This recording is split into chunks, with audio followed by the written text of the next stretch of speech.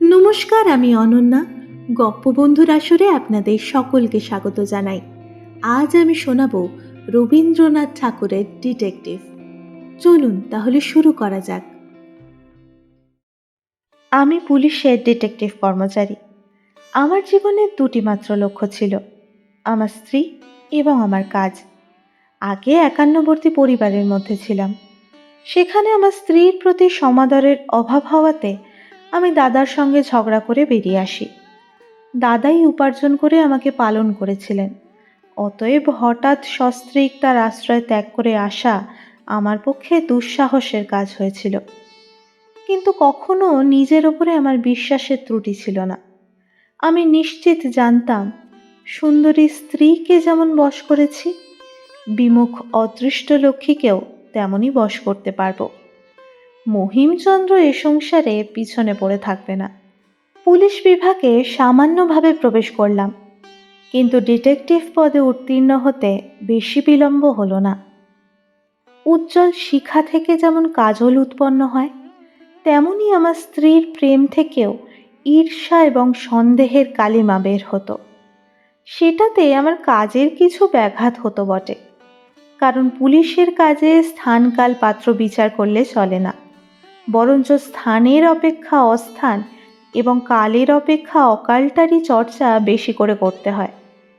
তাতে করে আমার স্ত্রীর স্বভাবসিদ্ধ সন্দেহ আরও যেন দুর্নিবার হয়ে উঠত। সে আমাকে ভয় দেখাবার জন্য বলতো, তুমি এমন যখন তখন যেখানে সেখানে থাকো, কালীভদ্রে আমার সঙ্গে দেখা হয়, আমার জন্য তোমার আশঙ্কা হয় না? আমি তাকে বলতাম, সন্দেহ করা আমার পেশা, সেই কারণে ঘরের মধ্যে সেটাকে আর আনি না। স্ত্রী বলতো, সন্দেহ করা আমার পেশা নয়, ওটা আমার স্বভাব। আমাকে তুমি লেশমাত্র সন্দেহের কারণ দিলে আমি সব করতে পারি। ডিটেকটিভ লাইনে আমি সকলের সেরা হব, একটা নাম রাখব, এ প্রতিজ্ঞা আমার দৃঢ় ছিল। এ সম্বন্ধে যত কিছু বিবরণ এবং গল্প আছে তার কোনোটাই পড়তে বাকি রাখিনি, কিন্তু পড়ে কেবল মনের অসন্তোষ এবং অধীরতা বাড়তে লাগলো। কারণ আমাদের দেশের অপরাধীগুলো ভীরু এবং নির্বোধ, অপরাধগুলো নির্জীব এবং সরল, তাদের মধ্যে দুরূহতা দুর্গমতা কিছুই নেই। আমাদের দেশের খুনি নররক্তপাতের উৎকট উত্তেজনা কোনো মতেই নিজের মধ্যে সম্বরণ করতে পারে না।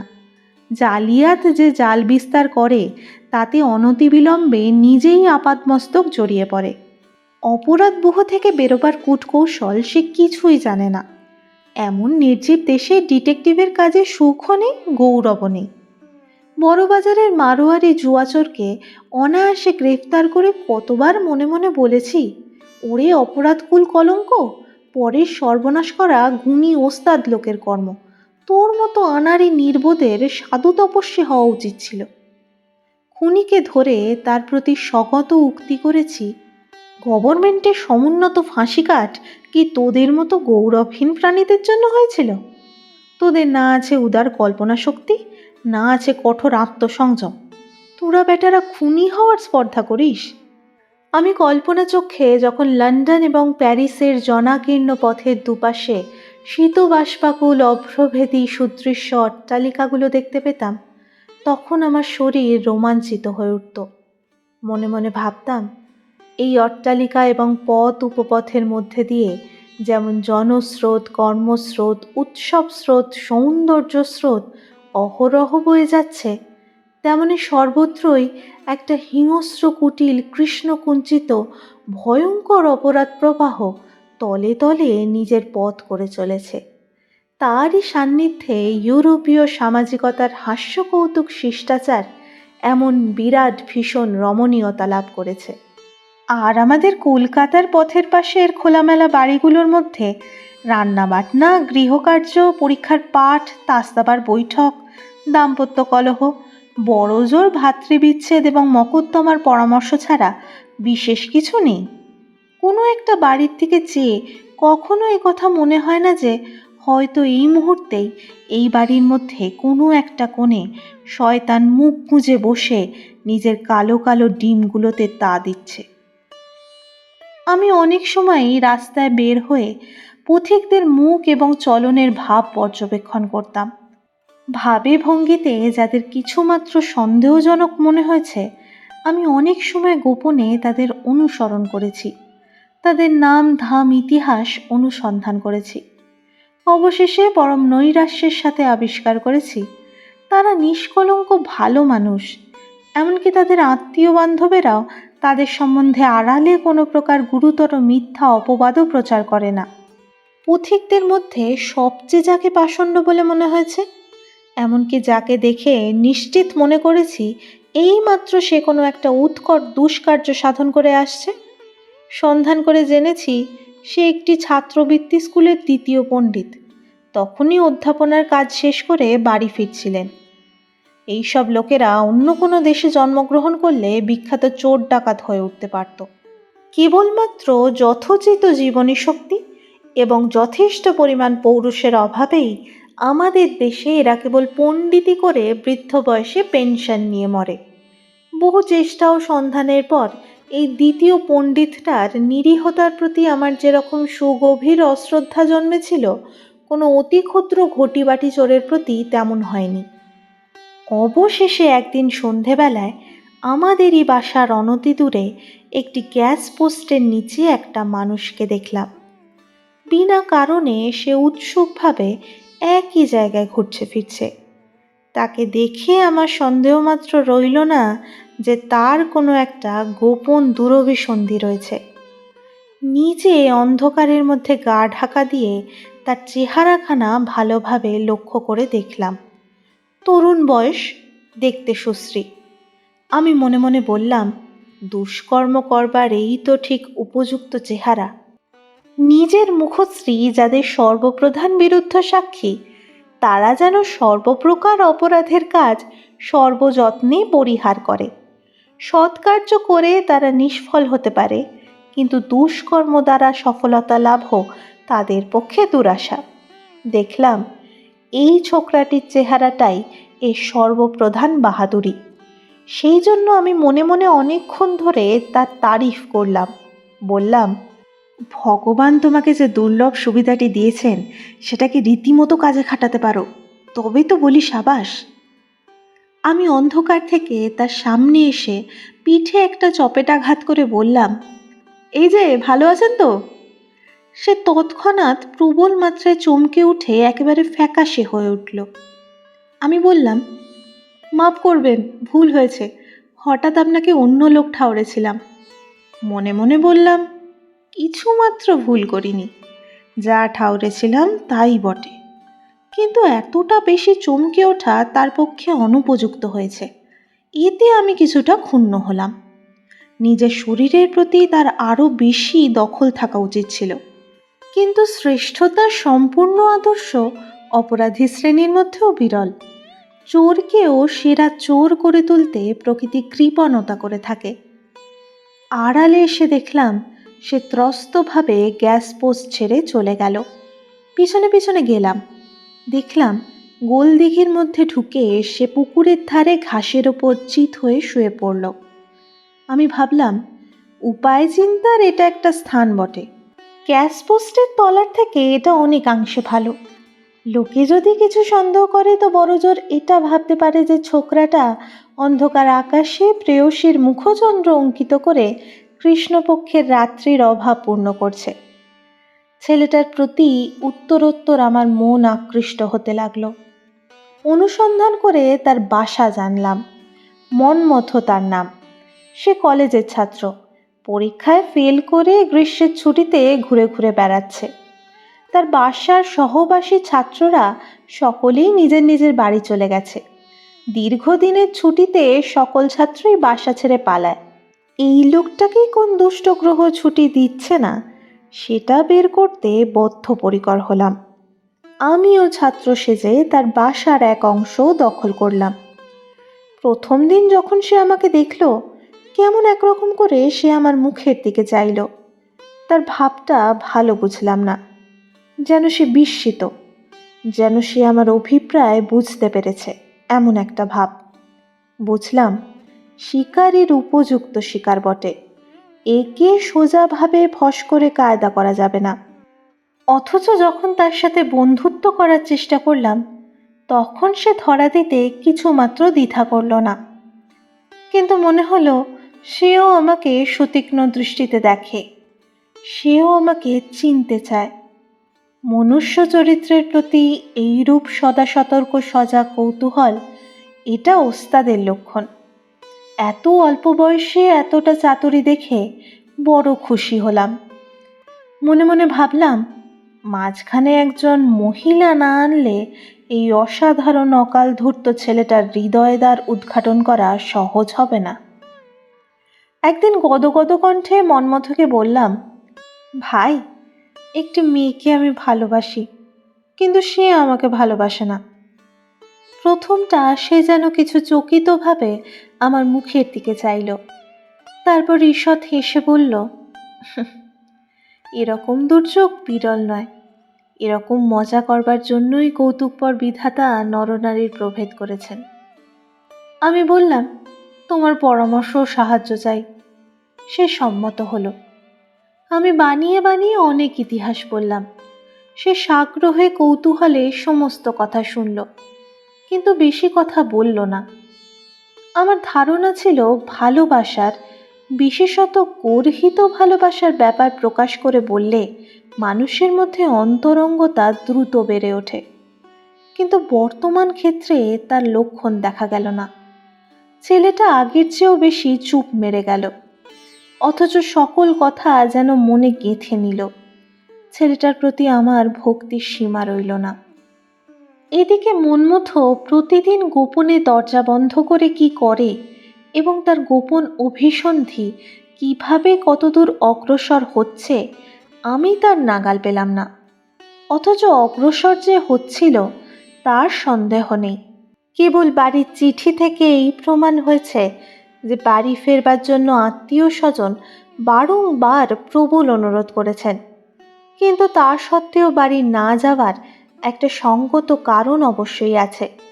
সেটা যদি ন্যায়সঙ্গত হতো তবে নিশ্চয়ই কথায় কথায় এতদিনে ফাঁস হতো, কিন্তু তার সম্পূর্ণ বিপরীত হবার সম্ভাবনা থাকাতেই এই ছোকরাটির গতিবিধি এবং ইতিহাস আমার কাছে এমন নিরতিশয় উৎসুকজনক হয়েছে। যে অসামাজিক মনুষ্য সম্প্রদায় পাতালতলে সম্পূর্ণ আত্মগোপন করে এই বৃহৎ মনুষ্য সমাজকে সর্বদাই নিজের দিক থেকে দোলায়মান করে রেখেছে, এই বালকটি সেই বিশ্বব্যাপী বহু পুরাতন বৃহৎ জাতির একটি অঙ্গ। এই সামান্য একজন স্কুলের ছাত্র নয়, এ জগৎবক্ষ বিহারিণী সর্বনাশিনীর একটি প্রলয় সহচর। আধুনিককালে চশমা পরা নিরীহ বাঙালি ছাত্রের বেশে কলেজে পড়াশোনা করছে। নরমুণ্ডধারী কাপালিক বেশে এর ভৈরবতা আমার কাছে এতটা ভৈরবতর হতো না। আমি একে ভক্তি করি। অবশেষে সশরীরে রমণীর অবতারণা করতে হলো। পুলিশের বেতনভোগী হরিমতি আমার সহায় হলো। মন্মথকে জানালাম, আমি এই হরিমতির হতভাগ্য প্রণয়াকাঙ্ক্ষী। একে লক্ষ্য করেই আমি কিছুদিন গোলদিঘির ধারে মন্মথর পার্শ্বচর হয়ে আবার গগনে কেন সুধাংশু উদয় রে কবিতাটি বারংবার আবৃত্তি করলাম, এবং হরিমতিও কতকটা অন্তরের সহিত কতকটা লীলা সহকারে জানালো যে তার মন সে মন্মথকে সমর্পণ করেছে, কিন্তু আশানুরূপ ফল হলো না। মন্মথ সুদূর নির্লিপ্ত অবিচলিত কৌতূহলের সাথে সমস্ত পর্যবেক্ষণ করতে লাগলো। এমন সময় একদিন মধ্যাহ্নে তার ঘরের মেঝেতে একখানি চিঠির গুটি কতক ছিন্নাংশ কুড়িয়ে পেলাম। জোড়া দিয়ে দিয়ে এই অসম্পূর্ণ বাক্যটুকু আদায় করলাম, আজ সন্ধ্যা 7টার সময় গোপনে তোমার বাসায়। অনেক খুঁজে আর কিছু বের করতে পারলাম না। আমার অন্তঃকরণ পুলকিত হয়ে উঠল। মাটির মধ্যে থেকে কোনো বিলুপ্ত বংশ প্রাচীন প্রাণীর একখণ্ড হাড় পেলে প্রত্নজীব তত্ত্ববিদের কল্পনা যেমন মহানন্দে সজাগ হয়ে ওঠে, আমারও সেই অবস্থা হলো। আমি জানতাম আজ রাত 10টার সময় আমাদের বাসায় হরিমতির আসার কথা আছে।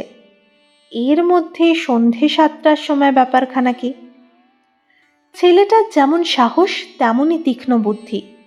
যদি কোনো গোপন অপরাধের কাজ করতে হয়, তবে ঘরে যেদিন কোনো একটি বিশেষ হাঙ্গামা, সেই দিন অবকাশ বুঝে করা ভালো। প্রথমত, প্রধান ব্যাপারের দিকে সকলের দৃষ্টি আকৃষ্ট থাকে। দ্বিতীয়ত, যেদিন যেখানে কোনো বিশেষ সমাগম আছে, সেদিন সেখানে কেউ ইচ্ছে করে কোনো গোপন ব্যাপারের অনুষ্ঠান করবে, এটা কেউ সম্ভব মনে করে না। হঠাৎ আমার সন্দেহ হলো যে আমার সাথে এই নতুন বন্ধুত্ব এবং হরিমতির সাথে এই প্রেমের অভিনয়, এটাকেও মনমতো নিজের কার্যসিদ্ধির উপায় করে নিয়েছে। এই জন্যই সে নিজেকে ধরাও দেয় না, আবার নিজেকে ছাড়িয়েও নেয় না। আমরা তাকে তার গোপন কাজ থেকে আড়াল করে রেখেছি। সকলেই মনে করছে যে সে আমাদেরকে নিয়ে ব্যস্ত রয়েছে। সেও সেই ভ্রম দূর করতে চায় না। তর্কগুলো একবার ভেবে দেখো। যে বিদেশি ছাত্র ছুটির সময় আত্মীয় স্বজনের অনুনয় বিনয় উপেক্ষা করে ফাঁকা বাসায় একলা পড়ে থাকে, নির্জন স্থানের তার নিশ্চয়ই বিশেষ প্রয়োজন আছে, এই বিষয়ে কারো সংশয় থাকতে পারে না। অথচ আমি তার বাসায় এসে তার নির্জনতা ভঙ্গ করেছি এবং একটা মহিলার অবতারণা করে নতুন উপদ্রব তৈরি করেছি। কিন্তু তা সত্ত্বেও সে বিরক্ত হয় না, বাসা ছাড়ে না, আমাদের সঙ্গ থেকে দূরে থাকে না। অথচ হরিমতি অথবা আমার প্রতি তার তিলমাত্র আসক্তি জন্মায়নি, এটা নিশ্চিত সত্য। এমনকি তার অসতর্ক অবস্থায় বারংবার লক্ষ্য করে দেখেছি আমাদের দুজনের প্রতি তার একটা আন্তরিক ঘৃণা ক্রমেই যেন প্রবল হয়ে উঠছে। এর একমাত্র তাৎপর্য এই যে সজনতার সাফাইটুকু রক্ষা করে নির্জনতার সুবিধাটুকু ভোগ করতে হলে আমার মতো নবপরিচিত লোককে কাছে রাখা সবচেয়ে বেশি সুবিধাজনক, এবং কোনো বিষয়ে একান্ত মনে লিপ্ত হওয়ার পক্ষে রমণীর মতো এমন সহজছুতো আর নেই। এর আগে মন্মথর আচরণ যেরকম নিরর্থক ও সন্দেহজনক ছিল, আমাদের আগমনের পর তার সম্পূর্ণ লোপ হলো। কিন্তু একটা দূরের কথা মুহূর্তের মধ্যে বিচার করে দেখা যেতে পারে।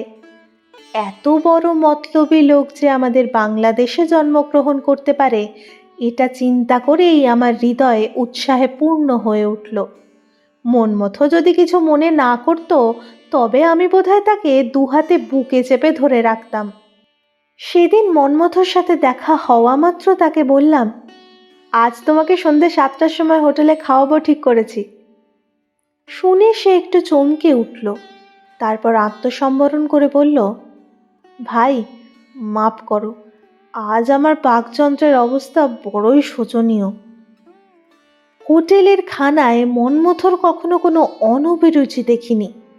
আজ তার অন্তরিন্দ্রিয় নিশ্চয়ই নিতান্তই দুরূহ অবস্থায় উপনীত হয়েছে। সেদিন সন্ধ্যের দিকে আমার বাসায় থাকবার কথা ছিল না, কিন্তু আমি সেদিন গায়ে পড়ে নানা কথা পেড়ে বিকেলের দিকে কিছুতেই আর ওঠবার গা করলাম না। মনমথ মনে মনে অস্থির হয়ে উঠতে লাগলো। আমার সকল মতের সঙ্গে সে সম্পূর্ণ সম্মতি প্রকাশ করল, কোনো তর্কের কিছুমাত্র প্রতিবাদ করল না। অবশেষে ঘড়ির দিকে দৃষ্টিপাত করে ব্যাকুল চিত্তে উঠে দাঁড়িয়ে বলল, হরিমতিকে আজ আনতে যাবে না? আমি সচকিতভাবে বললাম, হ্যাঁ হ্যাঁ, সে কথা ভুলেই গিয়েছিলাম। তুমি ভাই খাবার দাবার প্রস্তুত করে রেখো, আমি ঠিক 10:30টায় রাতে তাকে এখানে নিয়ে আসব। এই বলে চলে গেলাম। আনন্দের নেশা আমার সর্বশরীরের রক্তের মধ্যে সঞ্চরণ করতে লাগলো। সন্ধে 7টার প্রতি মন্মথর যে প্রকার ঔৎসুক্য দেখলাম, আমার ঔৎসুক্য তার থেকে অল্প ছিল না। আমি আমাদের বাসার কিছুটা দূরে লুকিয়ে থেকে প্রেয়সীর আগমনের জন্য উৎকণ্ঠিত প্রণয়ীর মতো মুহুর্মুহু ঘড়ি দেখতে লাগলাম। গোধূলির অন্ধকার ঘনীভূত হয়ে যখন রাজপথে গ্যাস জ্বালাবার সময় হলো, এমন সময় একটি রুদ্ধদ্বার পালকি আমাদের বাসার মধ্যে প্রবেশ করল। ওই আচ্ছন্ন পালকিটির মধ্যে একটি অশ্রুসিক্ত অবগুণ্ঠিত পাপ, একটি মূর্তিমতী ট্র্যাজেডি, কলেজের ছাত্রনিবাসের মধ্যে গুটিকতক উড়ে বেহারার কাঁধে চেপে সমুচ্চ হাই হুঁই শব্দে অত্যন্ত অনায়াসে সহজভাবে প্রবেশ করছে কল্পনা করে আমার সর্বশরীরে অপূর্ব পুলক সঞ্চার হলো। আমি আর দেরি করতে পারলাম না। একটু পরেই ধীরে ধীরে সিঁড়ি দিয়ে দোতলায় উঠলাম। ইচ্ছে ছিল গোপনে লুকিয়ে দেখে শুনে নেব, কিন্তু তা ঘটল না। কারণ সিঁড়ির সামনের ঘরে সিঁড়ির দিকে মুখ করে মনমথ বসেছিল এবং ঘরের অপর প্রান্তে বিপরীত মুখে একটি অবগুণ্ঠিতা নারী বসে মৃদু স্বরে কথা বলছিল। যখন দেখলাম মনমথ আমাকে দেখতে পেয়েছে, তখন দ্রুত ঘরের মধ্যে ঢুকে বললাম, ভাই, আমার ঘড়িটা ঘরে ফেলে এসেছি, তাই নিতে আসলাম। মনমথ এমনই অভিভূত হয়ে পড়ল যে মনে হলো সে তখনই মাটিতে পড়ে যাবে। আমি কৌতুক এবং আনন্দে নিরতিশয় ব্যগ্র হয়ে উঠলাম। বললাম, ভাই, তোমার কি অসুখ করেছে নাকি? সে কোনো উত্তর দিতে পারল না। তখন সেই কাঠের পুতুলের মতো আড়ষ্ট অবগুণ্ঠিত নারীর দিকে ফিরে জিজ্ঞাসা করলাম, আপনি মনমথর কে হন? কোনো উত্তর পেলাম না, কিন্তু দেখলাম তিনি মনমথর কেউই হন না, তিনি আমারই স্ত্রী হন। তারপর কি হলো সকলে জানেন। এই আমার ডিটেকটিভ পদের প্রথম চোর ধরা। আমি কিছুক্ষণ পরে মনে মনে ডিটেকটিভ মহিমচন্দ্রকে বললাম, মনমথর সাথে তোমার স্ত্রীর সম্বন্ধ সমাজবিরুদ্ধ নাও হতে পারে। মহিম বলল, না হওয়াই সম্ভব। আমার স্ত্রীর বাক্স থেকে মনমথর এই চিঠিখানা পাওয়া গেছে বলে একখানা চিঠি আমার হাতে দিল। সেখানা এরকম, সুচরিতাশু, হতভাগ্য মনমথর কথা তুমি বোধ করি এতদিনে ভুলিয়া গিয়াছ। বাল্যকালে যখন কাজীবাড়ির মাতুলালয়ে যাইতাম, তখন সর্বদাই সেখান হইতে তোমাদের বাড়ি গিয়া তোমার সহিত অনেক খেলা করিয়াছি। আমাদের সে খেলাঘর এবং সেই খেলার সম্পর্ক ভাঙিয়া গেছে। তুমি জানো কিনা বলিতে পারি না, একসময় ধৈর্যের বাঁধ ভাঙিয়া এবং লজ্জার মাথা খাইয়া তোমার সহিত আমার বিবাহের সম্বন্ধ চেষ্টাও করিয়াছিলাম, কিন্তু আমাদের বয়স প্রায় এক বলিয়া উভয় পক্ষেরই কর্তারা কোনো ক্রমে রাজি হইলেন না। তাহার পর তোমার বিবাহ হইয়া গেলে 4-5 বৎসর তোমার আর কোনো সন্ধান পাই নাই। আজ 5 মাস হইল তোমার স্বামী কলিকাতার পুলিশের কর্ম লইয়া শহরে বদলি হইয়াছেন। খবর পাইয়া আমি তোমাদের বাসা সন্ধান করিয়া বাহির করিয়াছি।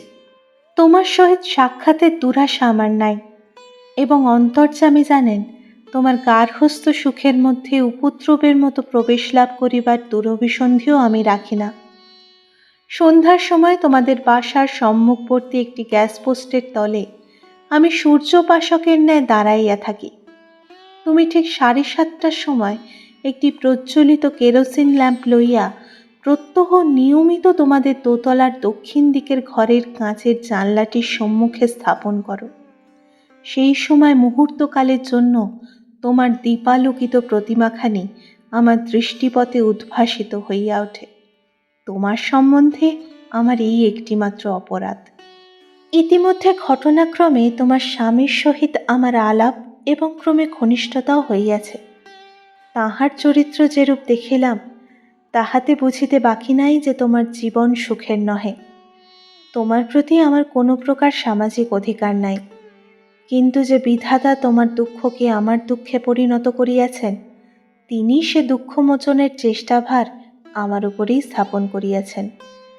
অতএব আমার স্পর্ধা মাপ করিয়া শুক্রবার সন্ধ্যাবেলায় ঠিক 7টার সময় গোপনে পালকি করিয়া একবার 20 মিনিটের জন্য আমার বাসায় আসিলে আমি তোমাকে তোমার স্বামী সম্বন্ধে কতগুলি গোপন কথা বলিতে চাহি।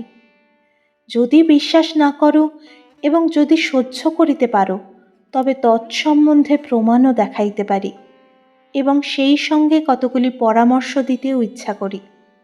আমি ভগবানকে অন্তরে রাখিয়া আশা করিতেছি, সেই পরামর্শ মতে চলিলে তুমি একদিন সুখী হইতে পারিবে। আমার উদ্দেশ্য সম্পূর্ণ নিঃস্বার্থ নহে। ক্ষণকালের জন্য তোমাকে সম্মুখে দেখিব, তোমার কথা শুনিব এবং তোমার চরণ দল স্পর্শে আমার গৃহখানিকে চিরকালের জন্য সুখ স্বপ্ন মণ্ডিত করিয়া তুলিব, এই আকাঙ্ক্ষাও আমার অন্তরে আছে। যদি আমাকে বিশ্বাস না করো এবং যদি এ সুখ হইতেও আমাকে বঞ্চিত করিতে চাও, তবে সে কথা আমাকে লিখিও। আমি তদুত্তরে পত্রযোগেই সকল কথা জানাইব। যদি চিঠি লিখিবার বিশ্বাসও না থাকে, তবে আমার এই পত্রখানি তোমার স্বামীকে দেখাইও। তাহার পরে আমার যাহা বক্তব্য তাহা তাহাকেই বলিব। ইতি নিত্য শোভাকাঙ্ক্ষী শ্রী মন্মথনাথ মজুমদার। শুনছিলেন রবীন্দ্রনাথ ঠাকুরের ডিটেকটিভ। গল্পটা আপনাদের কেমন লাগলো লাইক ও কমেন্ট করে জানাতে ভুলবেন না। সেই সঙ্গে এরকম আরও অনেক গল্প শোনার জন্য সাবস্ক্রাইব করুন গপ্পবন্ধু অনন্যাকে। দেখা হচ্ছে পরের পর্বে। ততক্ষণ সঙ্গে থাকুন, গপ্পে থাকুন।